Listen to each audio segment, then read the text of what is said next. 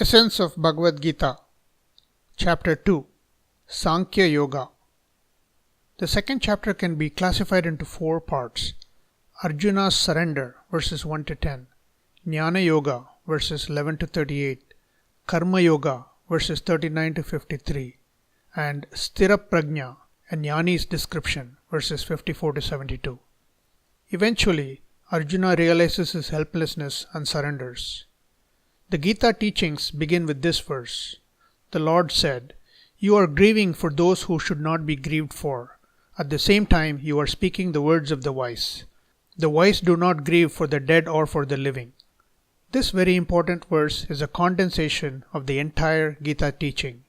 Ignorance is the cause of all human problems. By ignorance, Krishna means self-ignorance. Therefore, self-knowledge is the solution for samsara. Arjuna is suffering from two problems. The first immediate problem is whether to fight in this war. The deeper fundamental problem is the universal problem of samsara, attachment, sorrow, and delusion. Krishna takes three lines of arguments to solve both of these. From a philosophical angle, this is the one that is stressed in the Gita in verses 12 to 25. From an ethical angle, this is given some importance. From a logical angle, Krishna gives this the least importance. The philosophical angle consists of teaching Arjuna about the true nature of Atma. Arjuna is the eternal Atma, and so are Bhishma and Drona and everyone else. Krishna says that Bhishma and Drona are not killed. Not only that, Arjuna is not a killer. Just as the self which is in this body goes through childhood, youth and old age, so too at death it passes into another body. The wise man is not disturbed by this. So, if I am eternal, what is birth and death?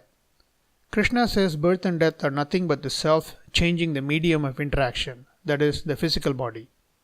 It is the same self that passes through the aging of the body. It is the same self that leaves this body at death and takes on another.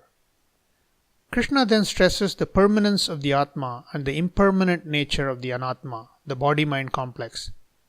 The unreal can never come into being. The real never ceases to be. The conclusion about these two is seen by seers of truth. Know that Atma to be the imperishable one by which all this is pervaded. No one can bring about the destruction of this changeless one. Krishna is saying that the Atma is real and the Anatma is unreal. How? If we heat a pot of water, the water becomes hot. However, if the heat is removed, the water becomes cool. Therefore, we conclude that heat is not an intrinsic property of the water, but only a borrowed, incidental property. However, fire is always hot, so heat is the intrinsic nature of fire. Similarly, the Atma is eternal, so existence, consciousness is its intrinsic nature.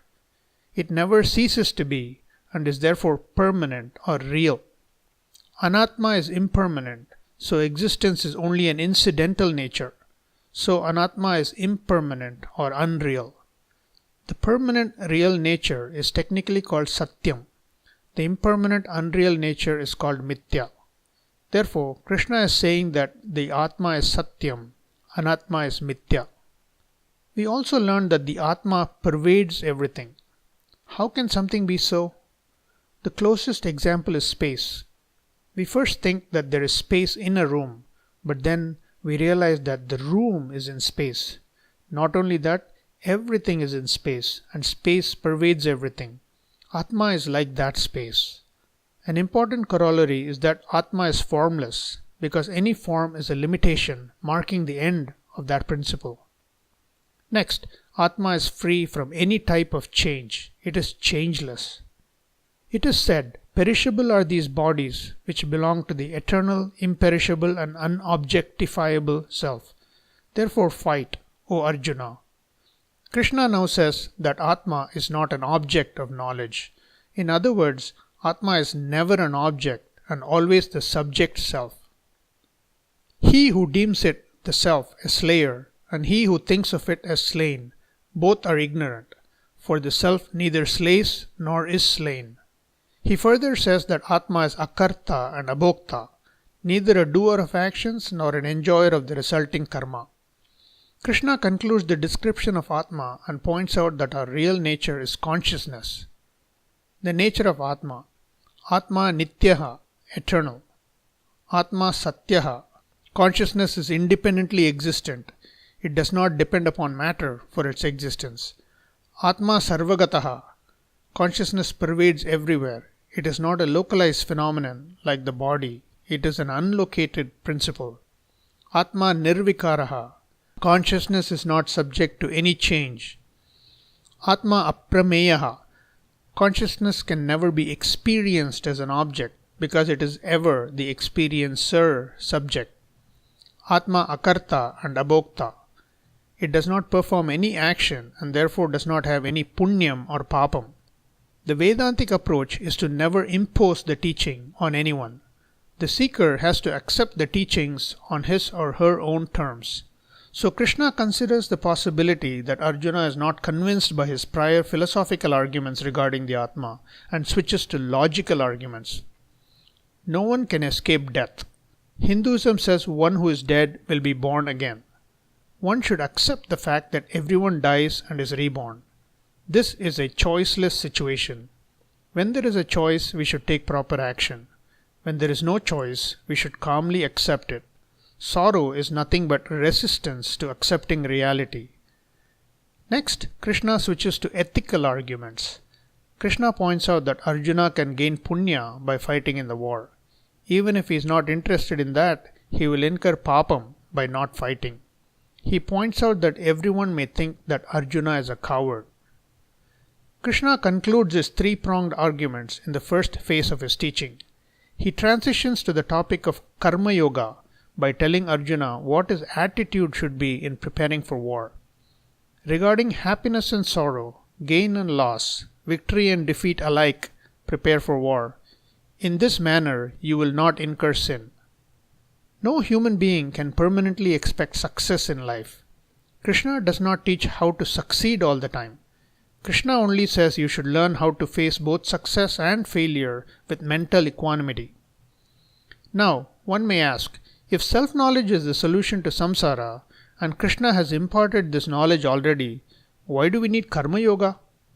Even though Jnana Yoga is the only means of liberation, everybody is not fit to enter Jnana Yoga. Just like we need to learn arithmetic before attempting calculus, we need to prepare the mind with Karma Yoga before attempting Jnana Yoga. Krishna defines the essence of Karma Yoga. To work alone you have the right, and not to the fruits. Do not be impelled by the fruits of work, nor have attachment to inaction. Krishna says that as a human being, due to free will, you have control over your actions, but you don't have control over the results.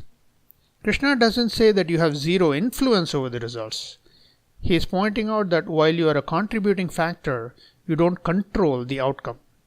Imagine a farmer has tilled his land, fertilized it, sowed the seeds, and watered the crops properly. However, a flood arises and wipes out his crop. The farmer does not have control of the outcome, but obviously, by doing all his work properly, he maximizes his chance of success. Similarly, in every action, do your best, but you have to accept the results because you don't have a choice. So the key to mental balance is to do your best where you have a choice and accept any choiceless situation without complaint. This is the eternal conflict between fate and free will. Your fate is determined by your past karma. Your free will affects your current results and your future karma. Krishna details the benefits of Karma Yoga. Endowed with wisdom, evenness of mind, one casts off in this life both good and evil deeds. Therefore, devote thyself to yoga. Yoga is skill in action. Krishna contrasts two types of people: karmi, who perform actions for the sake of results, and the karma yogi, who performs the right action without expectations. Action without the proper attitude will lead to more strain and tension. The skill of the karma yogi is in converting that same action to liberating karma. This conversion is brought about by not a change in action, but by a change in attitude alone. Krishna concludes by saying that Karma Yoga will lead to mental clarity and prepare one for Jnana Yoga. Arjuna wants to know the practical benefits of Karma Yoga and Jnana Yoga. How does a jnani conduct himself in the world? Are there any physical differences between an ordinary person and a jnani? The Lord answered, O Arjuna, satisfied in himself by himself, when one gives up all the desires obtaining in the mind, then he is said to be a man of firm knowledge. A jnani is happy with himself. He is self-sufficient. He does not require any external factor to be happy. He has discovered fullness within himself. As a consequence, he does not seek anything from outside and has given up all desires of the mind. But wait, doesn't he want food to eat and shelter to live in? Shastras distinguish between two types of desires, allowed desires and others. Allowed desires must satisfy three conditions. They must be dharmic or legitimate. Example, earning money for a better life. They must be moderate. You must still devote time for spiritual progress. They must be non-binding. If an unfulfilled desire upsets you, then it is binding you. You are a slave to that desire. Another way to say this, make your desire into a preference. This type of desire is also called Shuddha Kama. A jnani may have Shuddha Kama. Krishna concludes the second chapter by saying that a person becomes one with Brahman after acquiring Atma Jnanam or self-knowledge. Om Tat Sat.